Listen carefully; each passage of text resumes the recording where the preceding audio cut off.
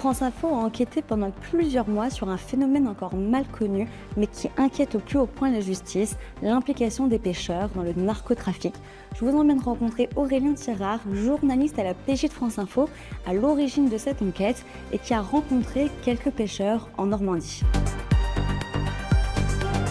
Je suis allé sur le port de Ouistreham parce qu'une affaire nous a permis de nous rendre compte, c'était en avril dernier, que les pêcheurs peuvent être parfois considérés comme les petites mains des narcotrafiquants.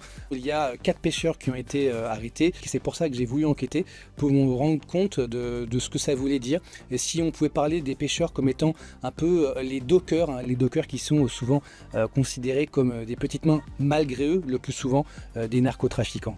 On connaît assez mal ce phénomène qui est considéré comme étant sous-estimé par les policiers spécialisés, car les pêcheurs ont une véritable défiance vis-à-vis des policiers. Dans mon reportage, je suis allé dans cette réunion du comité des pêches avec des enquêteurs qui leur faisaient de la prévention sur ce thème du narcotrafic.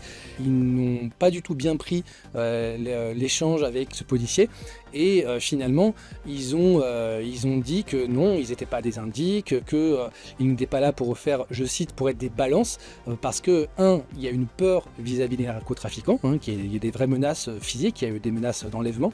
Aussi, il y a cette défiance vis-à-vis de la police, ils ne voient pas pourquoi ils leur rendraient des services.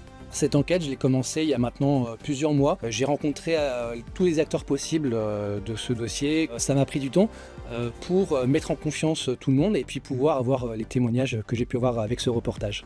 Ce qui est très particulier, c'est que quand je suis arrivé fin septembre, j'ai sorti mon micro et véritablement, je n'ai eu qu'à l'approcher de ces pêcheurs pour qu'ils me parlent. J'ai quand même eu un témoignage assez rare d'un patron pêcheur qui me dit au micro qu'il n'a pas donné suite aux narcotrafiquants, mais que si demain il devait le faire, il le ferait. En revanche, si on veut aller avoir la parole dite officielle des pêcheurs, de leurs représentants, là c'est beaucoup plus compliqué parce qu'il y a un problème d'image de leur profession. Il a fallu que je montre patte blanche pour pouvoir accéder à cette fameuse réunion.